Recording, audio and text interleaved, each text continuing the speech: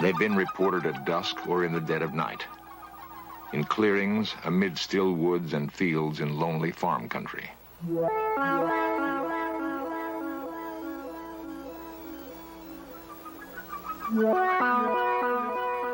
Sometimes they come in silence, sometimes with quiet thunder. Often they leave marks in the earth, signals of their passing. They've been seen but fleetingly, and their extraordinary presence creates a frightening mystery. In fields from West Virginia through Wisconsin to Oregon are the beginnings of answers.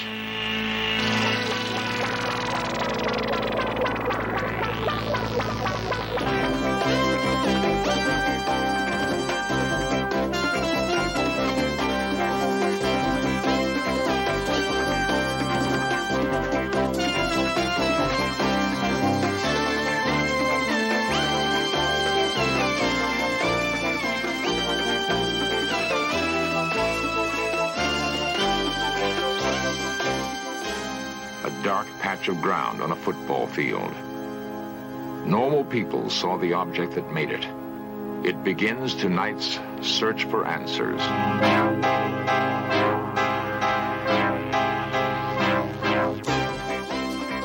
This series presents information based in part on theory and conjecture. The producer's purpose is to suggest some possible explanations, but not necessarily the only ones to the mysteries we will examine.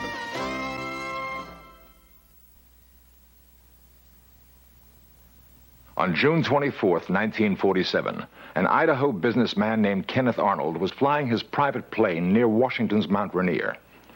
He saw 9 disc-like objects moving rapidly along the horizon. Arnold said they moved erratically, like saucers, skipped across a pond. Flying saucer thus became part of our language. After the Mount Rainier sighting, unidentified flying objects were reported all over the country, an astonishing number of them. And the sightings have continued to this day.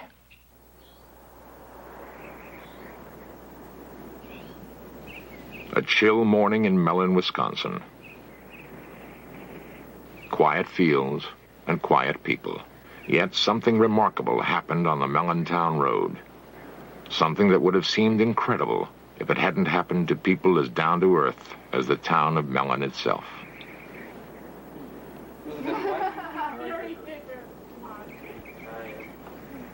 What did you make out of last? I made about 20-some bucks.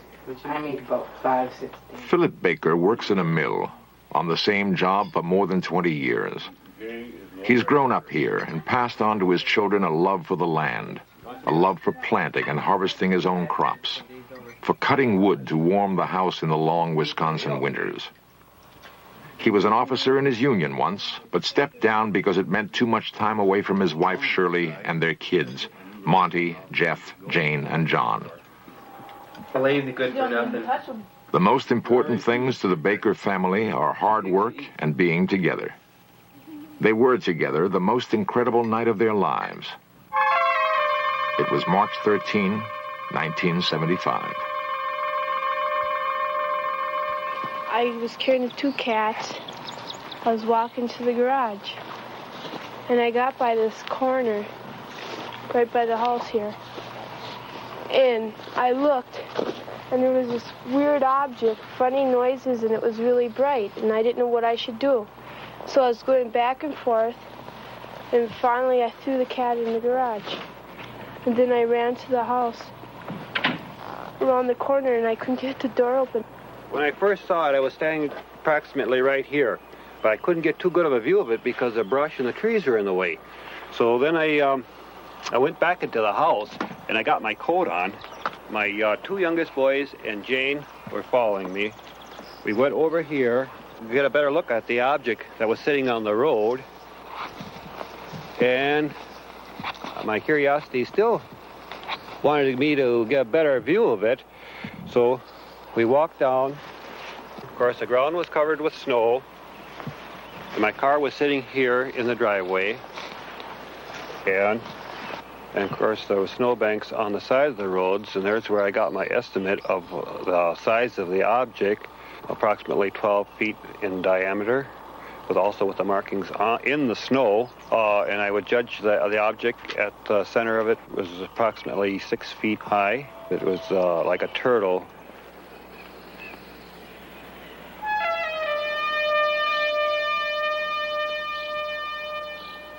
My two boys, my girl, started to proceed here closer. My girl told me not to go any closer to it. She ran back in the house. He was going to go walking up to it, and I went back to the house and told my mom that he was going to go up there and get closer to it. And she came out and she yelled at him. My wife came out and hollered at me and told me not to be foolish and go any closer to it, not knowing exactly what the object was on the road. And, of course, I did get a very good view of it from here, as there was nothing blocking my vision on the road.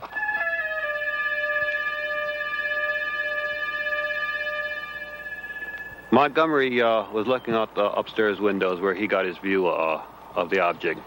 And we went in the house and we called the deputy sheriff. And when the deputy said hello, there was a boom and it was gone. I went out and I couldn't see it anymore. The sheriff came and he saw nothing. That can be a pretty lonely feeling, to have witnessed something incredible and be unable to produce evidence. Loneliest of all, perhaps, for the Baker children. They would want to tell their story to friends at school. But who would believe them? Well, Monty, my oldest boy, he was all upset. He told my other two boys, now don't say anything. Don't say anything to kids at school. We don't want nothing of this to get out. And, of course, Janie was in tears. She says, well, I know what I saw. She says, you trying to tell me I'm crazy or something? She says, I know what we saw. She says, don't try to tell me I didn't see anything, because she said, I know I saw it. And she was in tears and everything else that night. And, of course, the undersheriff, I apologized when he left me off here, because I thought, well, no, we didn't find anything. He'll think I'm a little off, too. And he said, no, don't forget, just forget about it. I said, well, okay, let's forget about it. And I said, but don't tell anybody then. Matter of fact, I even mentioned him. I said, don't tell anybody. I said, just forget it then. Because I said, let's drop the whole story. Mellon has a newspaper, the Weekly Record. Editor Jasper Landry knows just about everybody in Mellon by first name. I've known Mr. Baker for about 30 years, and he and his family have been here a long time. And when this story broke on the UFOs, he asked me not to put it in the paper because of the anxiety his family was being put through by callers and curiosity seekers. And so I thought that I wouldn't. And he was very appreciative. I honored his wish to not have it printed. The story got around anyway, of this country lane where the Baker family saw something big and metallic with red and green lights. Something that was gone almost as soon as it came. I am George Ree, Mellon, Wisconsin. I am the undersheriff of Ashland County. On this night in question, I answered a complaint of Philip Baker, and I arrived at the site and I investigated it, and I firmly believe that the Baker family did see an object. Sheriff Ree had good reason to believe Baker's story. He may have arrived at the Baker house too late to see anything there. But when he left, a second call came to investigate reported lights in the sky. Ree and 7 deputies from 2 counties raced across country roads.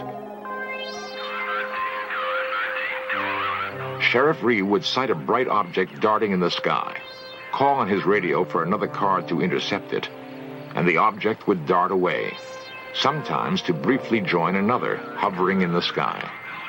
One of Ree's deputies said the light given off by the objects was so intense he could read a newspaper by it.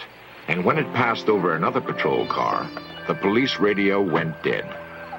To this moment, no one knows what it was that George Ree and 7 county policemen chased that night in Wisconsin.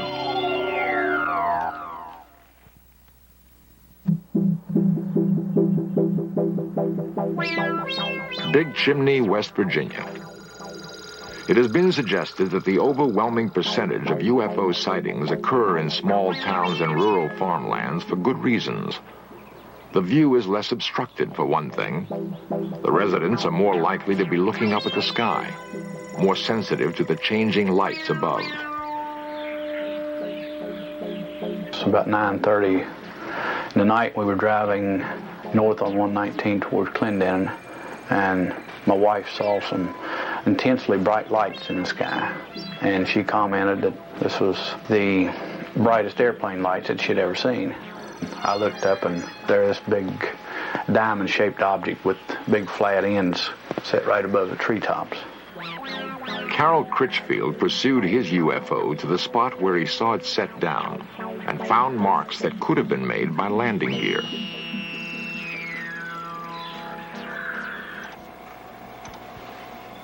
Critchfield is a foreman in a big chimney chemical plant. He's not the sort of man who is often called on to take lie detector tests. But he knows how incredible his story must sound. I'm Ian Criswell from the Criswell Security Agency in Wheeling, West Virginia. Myself and a team of investigative specialists conducted extensive polygraph testing of Mr. Critchfield. The lie detector, or polygraph, is a sensitive device for recording changes in body temperature, rate of breathing, electrical impulses in the skin, and heartbeat. Preliminary tests established normal parameters, which, if exceeded during the actual test, indicate deception. This is the blood pressure pattern, this is a skin sensitivity pattern, and this is a breathing pattern. A lie detector test cannot prove whether or not Critchfield saw a UFO. It can only indicate whether he believes he is telling the truth. Is your last name Critchfield? Yes. Do you intend to answer all of my questions truthfully? Yes. Are you being completely truthful to the best of your belief concerning the object which you described and saw in the written statement describing the events of June 12, 1975? Yes.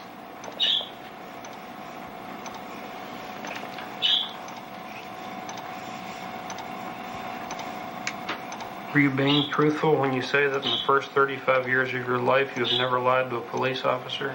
Yes. Are you being completely truthful when you say that you have no knowledge of how the burn spots and other evidence were created other than by the object described in your written statement? Yes.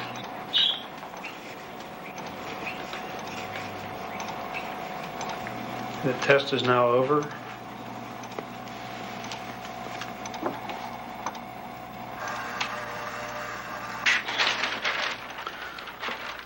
On the first question here concerning Mr. Critchfield's name, there was no reaction in any of the tracings.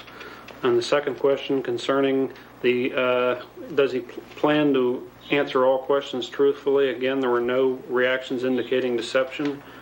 And question number 3 concerning the object that Mr. Critchfield described in a written statement previous to this examination, there were no reactions significant of deception. On the question concerning the burn spots and the other evidence left by the object, there were no reactions indicative of deception. And it is our opinion that Mr. Critchfield has told the complete truth about all statements concerning the object he cited on June 12, 1975.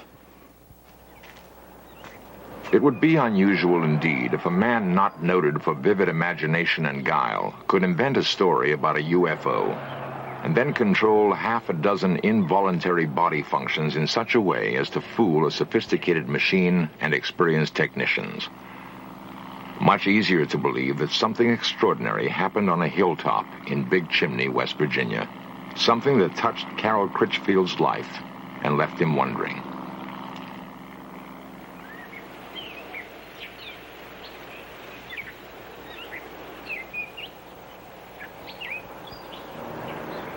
The pocket transit also can be used to Some men, like Ted Phillips, are dedicated to finding answers for the growing number of perplexed people who have had UFO experiences. Phillips is an amateur scientist and UFO investigator. Neat little pocket penetrometer.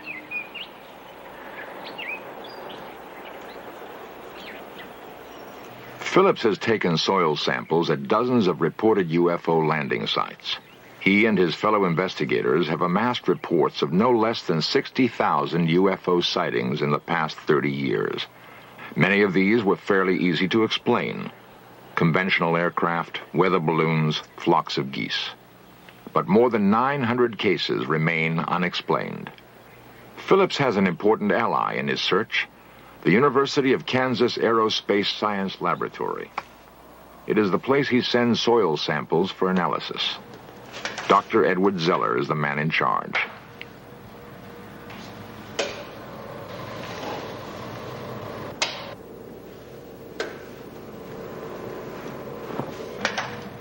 Zeller believes it would be unscientific to ignore UFO reports, and that the techniques of hard scientific analysis can be put to work finding answers.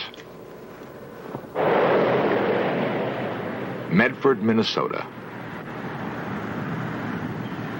Medford provided Dr. Zeller with a test sample, and a remarkable story told by Janet Kay provides the background. On the night of November 2nd, 1975, I was sitting here doing my homework, and I looked out the window, and right above the blue building, I saw a UFO come down out of the sky. And it landed behind the building, and behind the building is a football field. It landed there. There were two other witnesses, Janet's mother, Helen, and her brother, Jerry. A lot of people in town saw it. I don't know how many people saw it and told us the next day that they saw this thing up in the sky. In the sky. As we pulled around the driveway here, I noticed up by the blue shed over there that there was something in the sky. So I pulled out of the driveway, and I said, turn down here, we can maybe get closer to it. So we just went over this way. And then you could just see it real good before the trees. It was definitely right there. And we just drove up here, and by that stop sign there, the railroad tracks, there's a fence across, so we couldn't go any further. And we just noticed it. It was just coming right in front of the trees, and we just stood here a minute till we saw it just glide over the top of the trees, and then it was gone. Well, a couple days later, after we saw the UFO go down, I saw a lot of people over here looking at something, so I came over here and I found this big brown spot on the football field where the grass had been burnt. As you can see, the blue building is right over there, and the burned spot is right here. And it's right in line with the window we saw the UFO come down from. Now, this happens to be the sample from the Medford site, number 2, which does show some strange luminescence properties. And so I'd want to make sure that the sample that I'm dealing with is not in itself radioactive. And I don't find that it is. I don't see any evidence of increased radioactivity. Yeah, at the time, it wasn't scary. It didn't frighten me when I looked out the window and I saw it. I didn't get scared or anything. But afterwards, when I realized that what I had seen was unexplainable, that's when it started to get scary. And then when they found the patch on the football field, well, that got a little worse. Furnace ready to be inserted here into the light chamber. And now we've inserted the sample, which is on the electric furnace, into the chamber, and we're going to start heating it. It's been 6 months since we saw the UFO go down, and as you can see, the burnt spot is still visible.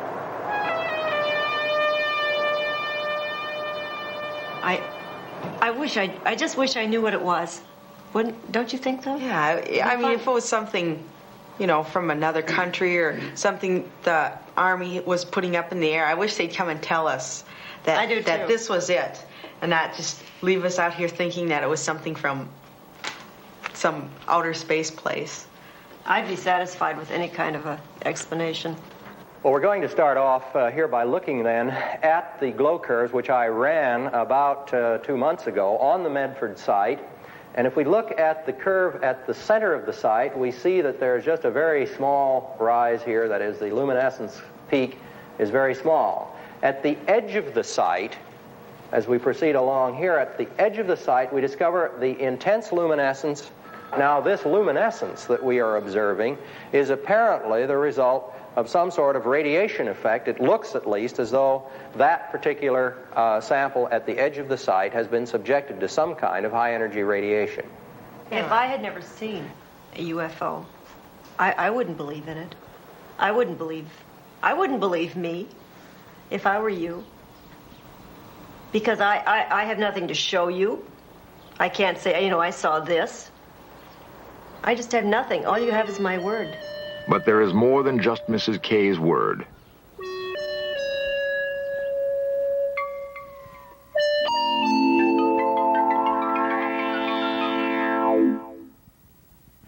In a recent Gallup poll, 15 million Americans claim to have seen a UFO. 15 million. The same poll showed that 51% of the adult population is convinced that flying saucers are real. For those who haven't seen one, this is a recreation of what Carol Critchfield saw on a hilltop in Big Chimney, West Virginia.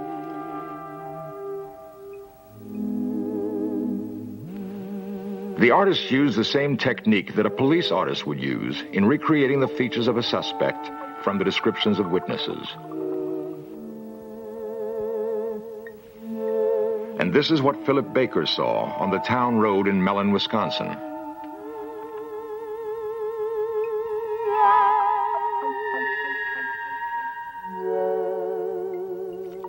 Helen Kay and her children saw this object land on a football field in Medford, Minnesota. The last systematic attempt by the U.S. government to investigate UFOs was conducted by the Air Force and was called Project Blue Book. Project Blue Book ended in 1968. The Air Force had by then investigated more than 11,000 UFO sightings and found explanations for all but 676. The Air Force seemed to have no interest in the sightings it could not readily attribute to earthly phenomena. Perhaps it's time to approach the question of UFOs again, without bias. For we can only hope that if we are being studied by aliens, it is with more thoroughness and care than we have focused on them.